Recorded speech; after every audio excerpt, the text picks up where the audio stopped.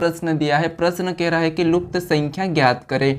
यानी दोस्तों एक प्रश्नवाचक चिन्ह दिया है, यहाँ पर कौन सी संख्या आएंगी ये प्रश्न पूछा है। ठीक है, तो देखिए हमें यहाँ पर प्रश्नवाचक चिन्ह दिया है तो हम क्या करेंगे, इस संख्या को पता करेंगे। ठीक है, या फिर इन्हें भी पता कर सकते हैं। तो देखिए सबसे पहले अगर हम यहाँ पर ध्यान से संख्या को देखेंगे तो देखिए जैसे यहाँ पर 529 लिखा है, यानी कि 23 का वर्ग होता है 529, तो वो यहाँ पर लिखा है। फिर 441 21 का वर्ग होता है तो उसे भी यहाँ पर लिखा है। 361 19 का वर्ग होता है उसे भी यहाँ पर लिखा गया है। लेकिन दोस्तों हमें ये वाली संख्या पता करना है। ठीक है, तो देखिए अगर दोस्तों इस संख्या को देखेंगे तो ये संख्या है 32 का वर्ग। 1024 क्या है, 32 का वर्ग है। और 144 ये संख्या 12 का वर्ग है। ठीक है, ये संख्या क्या है, 12 का वर्ग है। अब देखिए अगर हम यहाँ पर ध्यान से देखेंगे तो 23 को उल्टा लिखेंगे। जिसे हम 23 को आपस में बदल देंगे तो कितने हो जाएंगे, 32 लिख लेंगे। ठीक है, और 21 को भी आपस में बदल देंगे तो कितने हो जाएंगे, 12 हो जाएंगे। अब उसके बाद देखिए जैसे यहाँ पर आपस में बदलने पर 32 और यहाँ पर 32 का वर्ग किया है, यहाँ पर भी आपस में बदलने पर 12 और यहाँ पर भी 12 वर्ग किया है। ठीक है, तो हम क्या करेंगे, इस 19 को भी आपस में बदल देंगे। तो 19 को आपस में बदलेंगे तो कितने हो जाएंगे, 91 हो जाएंगे। यानी दोस्तों जो प्रश्नवाचक चिन्ह है यहाँ पर क्या आएगा, 91 का वर्ग आएगा। अब 91 का वर्ग कितना होता है, तो 91 का वर्ग होता है 82 81। ठीक है, कितना होता है, 82 81। ये हम ऑप्शन में देखेंगे तो ऑप्शन हमारे डी में दिया है, तो ऑप्शन डी वाला हमारा सही जवाब हो जाएगा। ठीक है, चलिए बढ़ता हम प्रश्न 2 पे। अब दूसरे नंबर का प्रश्न दिया है, प्रश्न कह रहा है कि दिए गए विकल्पों में से संबंधित संख्या को चुनिए। यानी दोस्तों जैसे n गुणे m का संबंध 14 गुणे 13 से है तो हमें यहाँ पर x गुणे z का बताना। ठीक है, यानी ये प्रश्न एनालॉगी का है। तो सबसे पहले हमें पता करना है कि यहाँ पर n गुणे m 14 13 कैसे दिया है, उसी तरह यहाँ पर x गुणे z का बताना है। ठीक है, तो देखिए क्या करेंगे, यहाँ पर सबसे पहले हम ध्यान से देखेंगे प्रश्न को। सबसे पहले हमें क्या करना है, ध्यान से देखना है। तो देखिए जैसे n हमारा ABCD में 14 नंबर पे आता है तो उसे 14 लिखा है। ठीक है, फिर बाद में यहाँ पर गुणे का चिन्ह तो वैसा ही लगा है। उसके बाद m हमारा ABCD में 13 नंबर पे आता तो यहाँ पर 13 लिखा है। तो इसका मतलब ये भी हम भी क्या करेंगे, यहाँ पर जैसे 23 नंबर यानी कि जो हमारा x दिया है, x कितने नंबर पे आता है, तो x आता है 24 नंबर पे, तो उसे हम क्या करेंगे 24 लिख लेंगे। फिर जो गुणे का चिन्ह है उसे हम वैसा ही लगा लेंगे, ये गुणे का चिन्ह लगा लिया।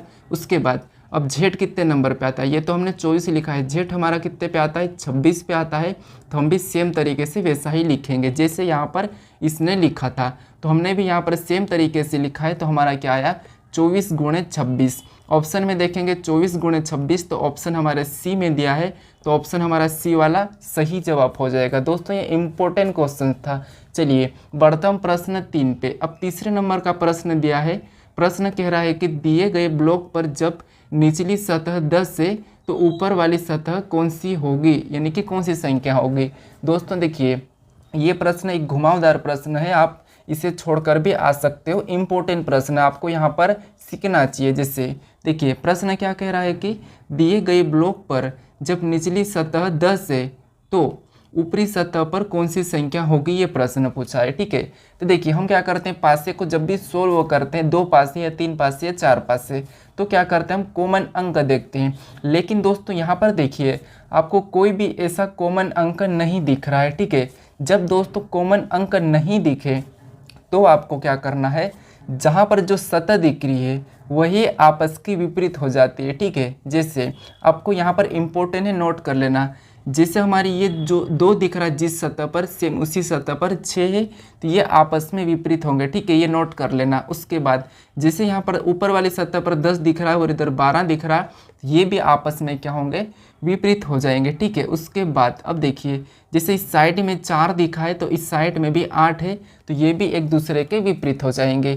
यानी दोस्तों हमें इस टाइप के प्रश्न में कभी भी कॉमन नहीं देखना है। ठीक है, तो हमारा यहाँ पर क्या है, 10 का पूछा था। किसका पूछा था, हमें 10 का पूछा है, तो 10 का क्या हो जाएगा, 12 हो जाएगा। तो ऑप्शन हमारा यहाँ पर बी वाला सही होगा। अब देखिए अगर आप क्या करते हो, आपको कॉमन अंक नहीं मिलता तो आप प्रश्न को छोड़कर आ जाते कि यहाँ पर इसका विपरीत कैसे बताए। आप मानते कि ये प्रश्न गलत दिया था तो आप छोड़ के आ जाओगे, लेकिन नहीं, प्रश्न कभी भी ज़्यादा गलत नहीं देते हैं, तो इसीलिए यहाँ पर जो मैं तरीका बताया ये तरीका आप अपनाना, ठीक है। तो ऑप्शन बी वाला सही जवाब हो जाएगा। दोस्तों अगर आप अभी तक इस चैनल को सब्सक्राइब नहीं कर रहे हो तो ज़रूर सब्सक्राइब कर लीजिएगा, ठीक है।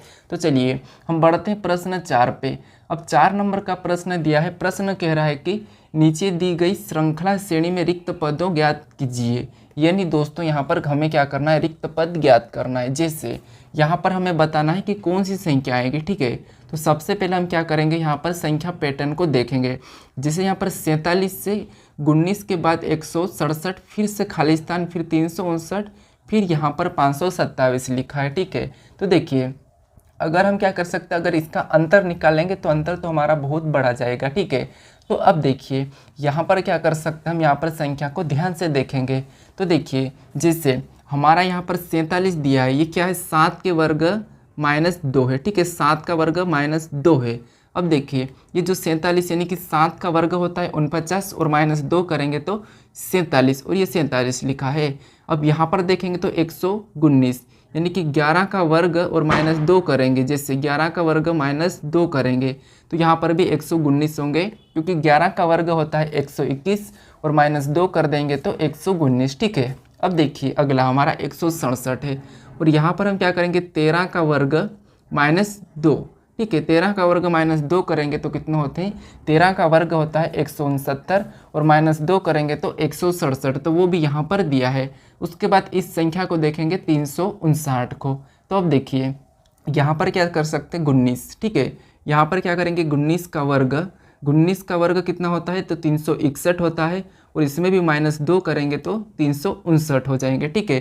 361 19 का वर्ग होता है, -2 करेंगे तो 359। उसके बाद आगे वाली संख्या को देखें तो 527, यानी दोस्तों जैसे यहाँ पर क्या करेंगे, 23 का वर्ग और -2 करेंगे तो 23 का वर्ग होता है 529, और -2 करेंगे तो 527 भी यहाँ पर दिया है।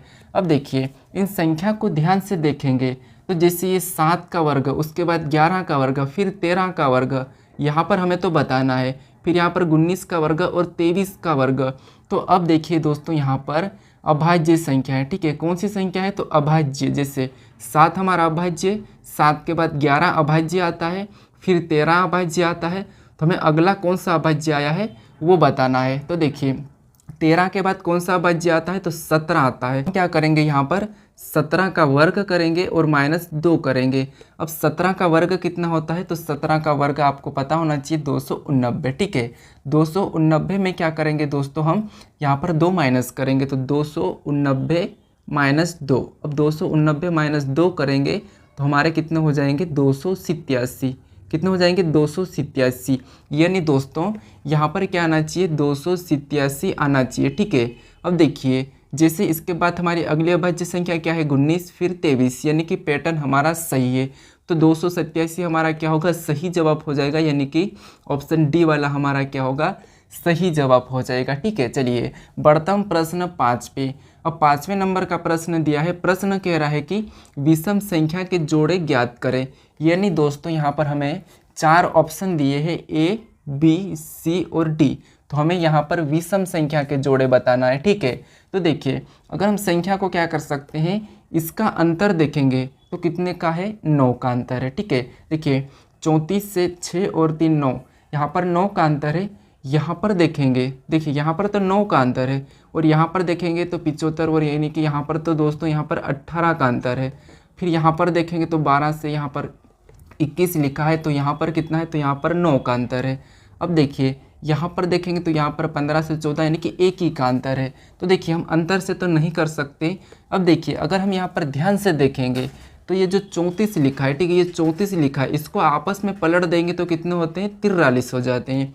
सेम तरीके से यहाँ पर भी 57 लिखा है, अगर इसे भी हम आपस में पलट देते हैं तो कितने हो जाते हैं, 75। अब यहाँ पर 12 लिखा है, इसे भी आपस में पलट देंगे तो कितने होते हैं, 21।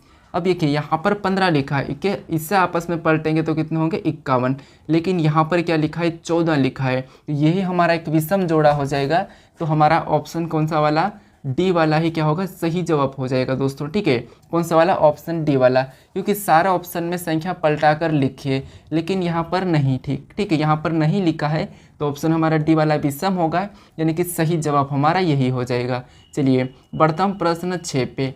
अब 6 नंबर का प्रश्न दिया है। प्रश्न कह रहा है दोस्तों कि वह आरेख चुनिए जो नीचे दिए गए वर्गों के बीच के संबंध का सही निरूपण करता है, यानी कि सही निरूपण करता है। तो अब दोस्तों जैसे हमें यहाँ पर बेल दिया है, जानवर दिया है और मांसाहारी दिया है, तो हमें यहाँ पर बताना है कि इनका वेन डायग्राम कैसा बनेगा। ठीक है, तो देखिए वेन डायग्राम के रिलेटेड है, तो हमें सबसे पहले क्या करना होता है, इन शब्दों का आपस में समझना है कि इनका कोई संबंध है या नहीं है। तो जैसे इनकी रियल लाइफ की बात करते हैं तो जानवर और बेल और मांसाहारी। अब देखिए जो बेल है हमारा, ये क्या है, जानवर है। ठीक है, तो ये तो जानवर के अंदर आएगा। अब मांसाहारी दोस्तों, मांसाहारी जानवर होते हैं, लेकिन हमारा जो बेल है ये मांसाहारी नहीं है। तो अब देखिए जिससे ये हमारा कौन हो गया, तो ये हमारा जानवर हो गया।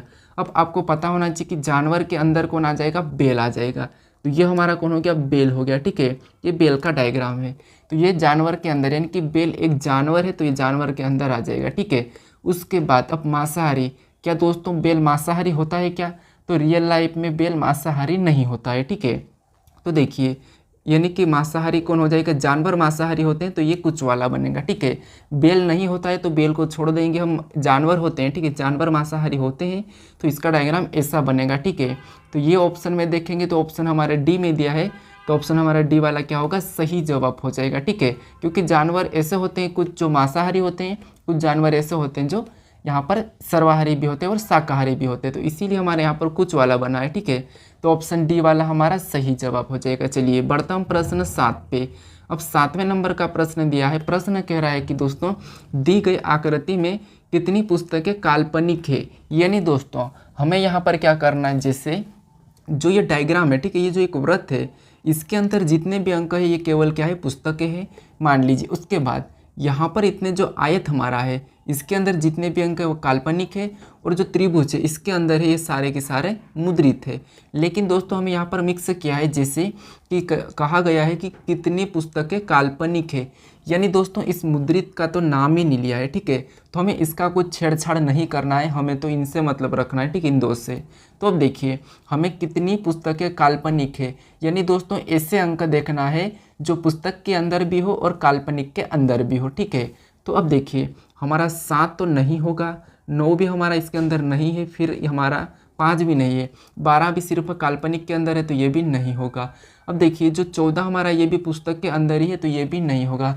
लेकिन ये दो ऑप्शन है हमारे 23 और 18, ये दोनों की दोनों क्या है, काल्पनिक और पुस्तक के अंदर, दोनों के अंदर है, तो हम इन्हें ले लेंगे। लेकिन दोस्तों आप क्या करोगे, हमको तो सिर्फ क्या पूछा है, यहाँ पर पुस्तकें काल्पनिक पूछा है, तो आप क्या करोगे, 18 दोनों के अंदर है, तो आप 18 लगा दोगे, तो आपका ये गलत हो जाएगा। ठीक है, क्योंकि देखिए प्रश्न में ये नहीं कहा है कि आपको मुद्रित नहीं लेना है, इसका कुछ कहा ही नहीं, तो हम इसे नहीं छोड़ सकते हैं। ठीक है, इसका कुछ कहा नहीं, तो इससे हम कुछ इसके साथ कुछ छेड़छाड़ करना ही नहीं है। ठीक है, तो हम इसका नाम नहीं लेंगे, तो ये तो भूल जाना है हमें। बस यहाँ पर देखिए कौन दिख रहा है, 23 और 18, तो इन्हें क्या करेंगे, जोड़ लेंगे।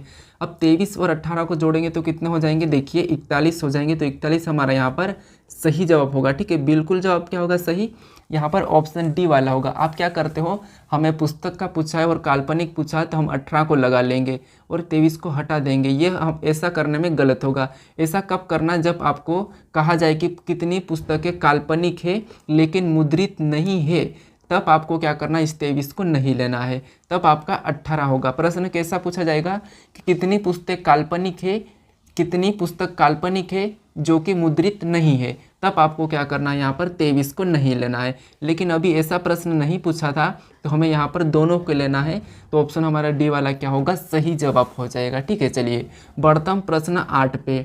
अब 8वें नंबर का प्रश्न दिया है दोस्तों। प्रश्न कह रहा है कि एफ ए का भाई है, सी ए की पुत्री है, के एफ की बहन है, जी सी का भाई है, जी का चाचा कौन है। यानी दोस्तों देखिए ये ब्लड रिलेशन का क्वेश्चन है। देखिए क्या करेंगे, यहाँ पर एफ ए का भाई है, यानी दोस्तों जैसे ये हमारा कौन हो गया, एफ। ठीक है, ये हमारा कौन हो गया, एफ, और एफ क्या है, तो एफ दोस्तों हमारा यहाँ पर देखिए एफ हमारा ए का भाई है, तो हम क्या करेंगे, इसका भाई है तो इसका भाई बना लेंगे। ये किसका भाई है, ए का भाई कौन है, एफ है।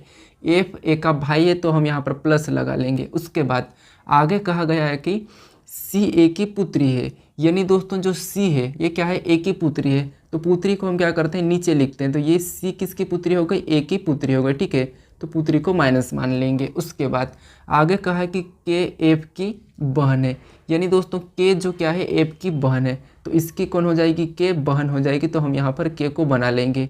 उसके बाद आगे कहा गया कि जी सी का भाई है, यानी दोस्तों जी सी का भाई है, तो ये इसका कौन हो गया, जी भाई हो गया, तो हम इसे यहाँ पर बना लेंगे, ठीक है। उसके बाद अब देखिए प्रश्न क्या कह रहा है कि यहाँ पर जी का चाचा कौन है, जी का चाचा कौन है, ये प्रश्न पूछा है। तो देखिए जी का चाचा कौन हो जाएगा, तो आपको यहाँ पर दिख रहा होगा ये सी और जी तो आपस में भाई बहन है, ठीक है, यहाँ पर सी और जी आपस में भाई बहन है, और ये जो ए है इनका या तो पिता हो सकता है या माता हो सकता है, ठीक है। तो अब देखिए ये इसका एप क्या है, भाई है, तो यही क्या होगा दोस्तों, यही हमारा एप जो क्या है, एप इसका भाई है ए का, तो यही जी का चाचा हो जाएगा, ठीक है। कौन, एप, एप क्या हो जाएगा, जी का चाचा हो जाएगा। तो एप हम ऑप्शन में देखेंगे तो ऑप्शन हमारे सी में दिया है, तो ऑप्शन सी वाला हमारा सही जवाब हो जाएगा, ठीक है। बढ़ते हम प्रश्न 9 पे। अब 9वें नंबर का प्रश्न दिया है, प्रश्न कह रहा है कि सुदिश, ठीक है, प्रश्न क्या कहा है कि सुदिश ऊपर से 7वां तथा नीचे से 28वां है, तो उस कक्षा में कितने छात्र हैं। यानी दोस्तों ये रैंकिंग का प्रश्न है। जब भी आपको ऐसे पूछा जाए कि ऊपर से 7वां नीचे से 28वां, या दाएं से 7वां बाएं से 28वां, या ऐसा कुछ भी प्रश्न पूछे, तो आपको क्या करना है, ऊपर नीचे दाएं बाएं जो भी अंक दिए हैं उन्हें दोनों को जोड़कर क्या करना है, एक माइनस कर लेना है, जैसे 7 और प्लस हम क्या करेंगे 28 को जोड़ लेंगे, और एक क्या करेंगे माइनस करेंगे, तो 27, और यहाँ पर देखिए 28 और 7 कितने होते हैं, तो 28 और 7 35 होते हैं, ठीक है, कितने होते हैं 35, और माइनस क्या करेंगे 1 करेंगे, तो -1 करने पर कितने होते हैं 34। यानी दोस्तों इस प्रश्न का सही जवाब क्या होगा, 34 हो जाएगा। ऑप्शन में देखेंगे तो कुल कितने यहाँ पर छात्र है, 34 है, तो ऑप्शन हमारा ए वाला सही जवाब हो जाएगा, ठीक है। चलिए बढ़ता हम प्रश्न 10 पे। अब 10वें नंबर का प्रश्न दिया है, प्रश्न कह रहा है कि दोस्तों नीचे दिए गए कथन में सही निष्कर्ष का चयन करें। यानी दोस्तों एक कथन दिया है, इसके बारे में निष्कर्ष क्या कह रहा है हमें ये बताना है, ठीक है। तो ये प्रश्न भी इम्पोर्टेंट, इसके 4 से 5 प्रश्न भी पूछे जाते हैं एग्जाम में। तो अब देखिए क्या करेंगे, सबसे पहले हम समझेंगे कि कथन क्या कहा। तो कथन कह रहा है कि कुछ कलम पेंसिल है, यानी दोस्तों जैसे ये हमारा कौन हो गया, कलम हो गया, ठीक है। ये जो कुछ कलम है ये क्या है, पेंसिल है, ठीक है, तो ये पेंसिल हो गई। उसके बाद अब आगे कह रहा है कि देखिए आगे कह रहा है कि सभी पेंसिल रबर है, यानी दोस्तों सभी की सभी पेंसिल रबर है, तो इसका डायग्राम ऐसा बन जाएगा, ठीक है, ये क्या हो गई, रबर हो गई। अब इसके बाद अब प्रश्न हमारा यहाँ पर सोल्व होता है कि निष्कर्ष इसके बारे में क्या कह रहा है, ठीक है। तो देखिए अब पहला निष्कर्ष कह रहा है कि कुछ कलम रबर है, यानी दोस्तों यहाँ पर कुछ कलम रबर है, तो ये सही बात है, यानी कि पहला निष्कर्ष तो सही हो जाएगा। आपको यहाँ पर दिख रहा होगा कुछ कलम रबर है। उसके बाद अब देखिए ये हमने पहला पढ़ा, उसके बाद दूसरा कोई कलम रबर नहीं है, यानी दोस्तों जब कुछ है तो कोई, तो यहाँ पर बोल रहा है कि कोई कलम रबर नहीं है, तो ये तो हमारा क्या होगा, गलत होगा, क्योंकि यहाँ पर तो कुछ है, कुछ कलम रबर है, तो यहाँ पर कोई कैसे हो सकता, तो इसीलिए ऑप्शन यहाँ पर हमारा ये दूसरा वाला निष्कर्ष गलत हो जाएगा। अब तीसरा वाला कुछ रबर पेंसिल है, तो यहाँ पर कुछ रबर जो पेंसिल है, जब सारी पेंसिल रबर है तो कुछ तो हो गई, तो यहाँ पर हमारा निष्कर्ष तीसरा भी सही कह रहा है, ठीक है। दूसरा हमारा क्या कह रहा है, गलत कह रहा है। तो ऑप्शन में देखेंगे हम केवल पहला और तीसरा, तो हम ऑप्शन में देखेंगे केवल पहला और तीसरा, तो हमारे यहाँ पर ऑप्शन सी में दिया है, ठीक है, ठीक है, क्या दिया है, और सी में दिया है केवल निष्कर्ष पहला तथा तीसरा सही है, तो ऑप्शन हमारा सी वाला क्या होगा, सही जवाब हो जाएगा दोस्तों। चलिए बढ़ता हम प्रश्न आगे वाले पे। अब आगे वाला प्रश्न यानी कि दोस्तों एक प्रश्न दिया है, देखिए ये आपका टेस्ट क्वेश्चन है। टेस्ट क्वेश्चन मतलब आपको क्या करना है, इस प्रश्न का सही जवाब कमेंट में बताना, ठीक है। जैसे RT का संबंध WZ से है तो आपको बताना है PR का, ठीक है। तो ये मुझे कमेंट करके बताइए, आपके पास ये ऑप्शन है, ठीक है। अब दोस्तों अगर आप अभी तक मेरे इस चैनल को सब्सक्राइब नहीं कर रहे तो आप प्लीज़ सब्सक्राइब कर लीजिए, ठीक है। अगर आप सब्सक्राइब कर लोगे तो मुझे और भी ज़्यादा मोटिवेट मिलता है, ठीक है। तो आप प्लीज़ सब्सक्राइब कर लीजिए, और अभी तक वीडियो को लाइक नहीं किया है तो अभी तो लाइक कर लीजिए, ठीक है। तो चलिए